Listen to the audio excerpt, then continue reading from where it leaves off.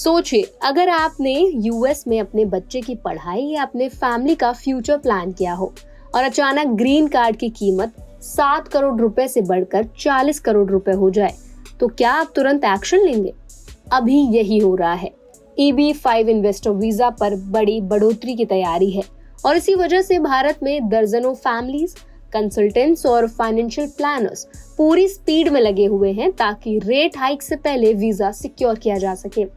आज इस वीडियो में हम बात करेंगे EB-5 इन्वेस्टर वीजा क्या है, कौन अप्लाई कर सकता है और इसका फायदा क्या है। यूएस सरकार क्यों EB-5 की कीमत 5 गुना तक बढ़ाना चाहती है और इससे क्या बदलने वाला है। इंडियन फैमिलीज इतनी तेजी से क्यों अप्लाई कर रही हैं, कौन से सिटीज से ज्यादा डिमांड्स आ रही हैं। अगर आप मिडिल इनकम बैकग्राउंड से हैं तो क्या आपके लिए कोई रियलिस्टिक चांस है भी या नहीं। तो अगर आप या आपके जानने वाले यूएस इमिग्रेशन या इन्वेस्टमेंट वीजा के बारे में सोच रहे हैं तो ये वीडियो आपके लिए बहुत जरूरी है।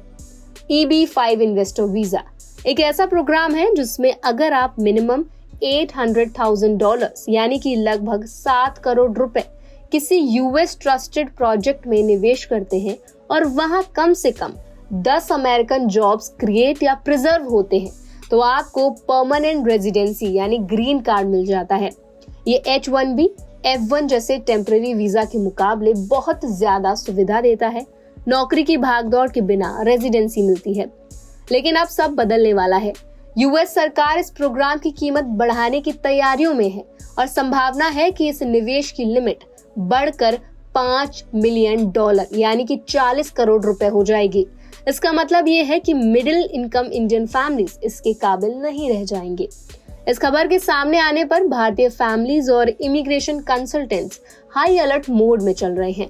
लोग अभी तेजी से पेपर वर्क शुरू कर चुके हैं, इवन जिनके पास पूरी रकम है भी नहीं वो भी। दिलचस्प बात यह है कि कई इंडियन फैमिलीज अपने बच्चों के अंडर ग्रेजुएट स्टडी के पहले ही या दूसरे साल में ही अप्लाई कर रहे हैं क्योंकि F-1 और H-1B वीजा अनसर्टेन होती जा रही हैं और EB-5 एक इंश्योरेंस पॉलिसी बनकर उभरा है। यूएस से मिलने वाले डेटा के अनुसार 2025 की पहले 4 महीनों में इंडिया से 1200 प्लस I-526E पिटिशंस दायर हो चुकी हैं। ये पिछले साल की तुलना में काफी ज्यादा है। लेकिन मत भूलिए, यूएस में EB-5 की ग्लोबल कोटा है 10,000 वीजाज और इंडिया के लिए ओनली 700 स्लॉट्स निर्धारित हैं।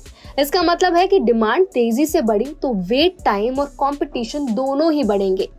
कुछ रिपोर्ट्स बताती हैं कि कई एप्लीकेंट्स ने फंड्स का गलत इस्तेमाल किया, जॉब क्रिएशन में धोखा दिया, जिससे प्रोग्राम पर सवाल खड़े हो गए। यही कारण है कि सरकार इसको रेस्ट्रिक्ट करने के इरादे में है, जिससे केवल सीरियस और लेजिटिमेट निवेशक ही अप्लाई कर सकें।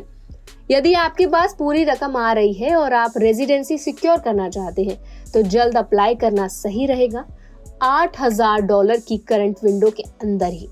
यदि आपके पास इंजीनियरिंग, स्कूल या ऑफिस अर्निंग नहीं हो सकती तो ऑल्टरनेट रूट्स देखें।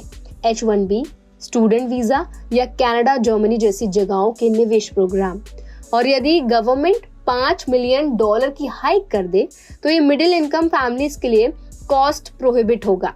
साथ ही कांग्रेस के पास अल्टीमेट पावर है और EB-5 reform and integrity act ने 2027 तक इसे सुरक्षित रखा हुआ है। मतलब वे लोग जो अपना I-526 पिटिशन पहले जमा करेंगे उन्हें ग्रैंडफादर प्रोटेक्शन मिल सकता है। भविष्य के बदलाव से बचाव। EB-5 इन्वेस्टर वीजा अब एक बहुत बड़ा मुद्दा बन गया है। 7 करोड़ रुपए से 40 करोड़ रुपए तक ग्रीन कार्ड की कीमत का चक्कर बीच बीच में है। ये सिर्फ पैसे का खेल नहीं बल्कि आपकी फैमिली प्लानिंग, करियर और इमिग्रेशन स्टेबिलिटी से जुड़ा हुआ है। अगर आप भी लॉन्ग टर्म यूएस रेजिडेंसी चाहते हैं तो समय निकलने से पहले पेपर वर्क शुरू करें। लेकिन अगर फंड ना हो तो धीरे से दूसरे रास्ते एक्सप्लोर करें, क्योंकि $5 मिलियन मिडिल क्लास लोग तो इन्वेस्ट नहीं कर पाएंगे। तो इस वीडियो पर, इस पूरे मुद्दे पर आपका क्या कहना है, आपका क्या ओपिनियन है, हमें जरूर कमेंट सेक्शन में बताएं। और ऐसे और भी वीडियोस देखने के लिए हमारे चैनल को सब्सक्राइब करना ना भूलें।